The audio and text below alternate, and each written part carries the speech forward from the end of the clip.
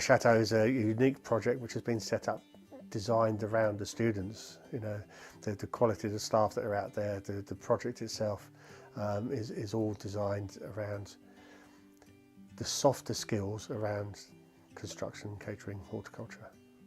And that's the bit that the employers want. The chateau itself is set out in the middle of the countryside. There's pretty much nothing else around, and you have to drive down this long driveway to get to the chateau. So as soon as you turn into that driveway and you see it at the end of the road, there's this sort of wow factor anyway.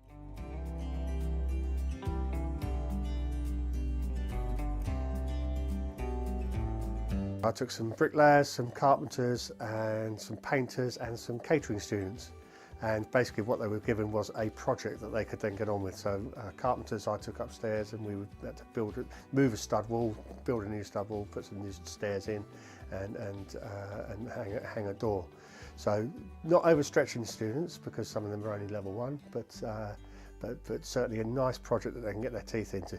And the thing that the students love is the fact that they get to do it and they know it's going to stay there. You know, the most demoralising thing at the college is you make something and it gets chucked in the bin.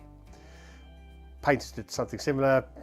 Bricklayers got to go and point the castle, you know, so that was a great little job for them. They loved it. And the catering students got to be taught by a French chef how they cook things the French way.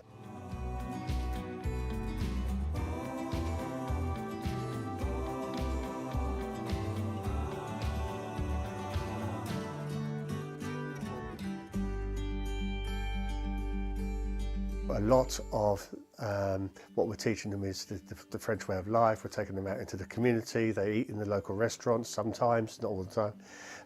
They learn about the different culture. They get taught how to speak French. So we have French lessons out there as well. And they go to some of the events and things. One group that was out there was very lucky to go out there whilst Le Mans was on.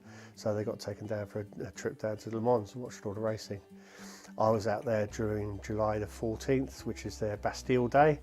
And we went and watched all the fireworks being let off and everything in the local village. So that's what it's all about. It's being absorbed into the French way of life and sort of looking after their culture.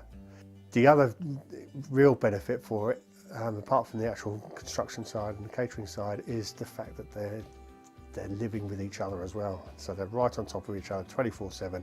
So they get this condensed opportunity to be able to make friends, and that's one of the things that also happens. They bond really strongly, that they all come away sort of much happier and inspired. The inspiration that comes out of this, and building their self-esteem and their confidence, you know, they're really enjoying what they're doing whilst they're out there.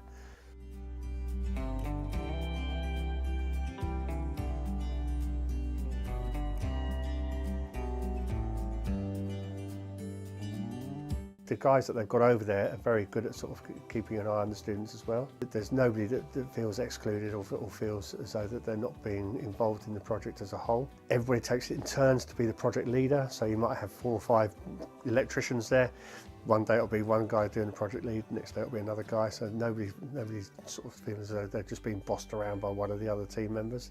This sort of thing we just can't get them to do when we're in the college, but over there instantly they love it, you know, and they're quite happy to sort of adopt all of these new ideas. Debriefs at the end of the day, so that anybody that's got any problems, they can sort of discuss them with us as a group and bring it all out into the open. And you'd think it wouldn't happen, but it does. You know, they just like the environment that's created over there for them, and it just works so well.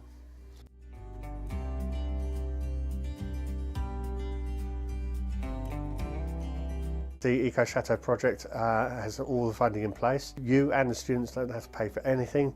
The only thing the college has to do is subsidise the lecturer whilst they're out there.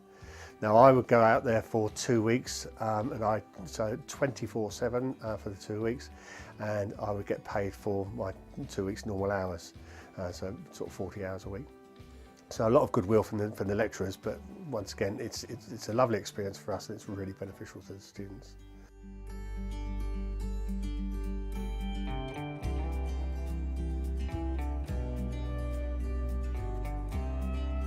All that you've got to do is come up with the names, their passports, and some paperwork to sort of say that they're happy with their photographs to be taken.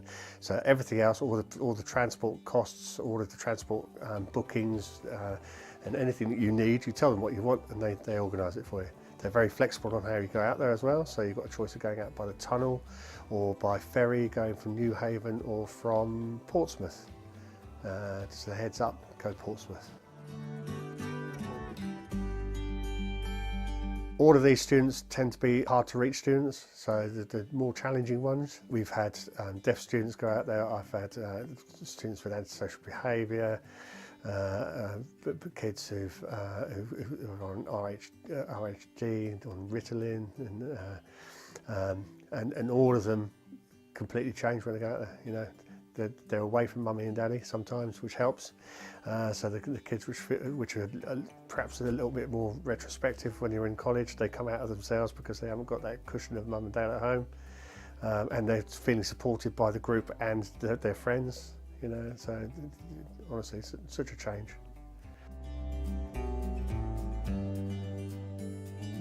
If you wanted to come up with an idea of how you're going to manage your students and get them under control for the year, this I can't recommend enough. It really does make a big difference, especially if your college has already been out there and the other students can talk to them.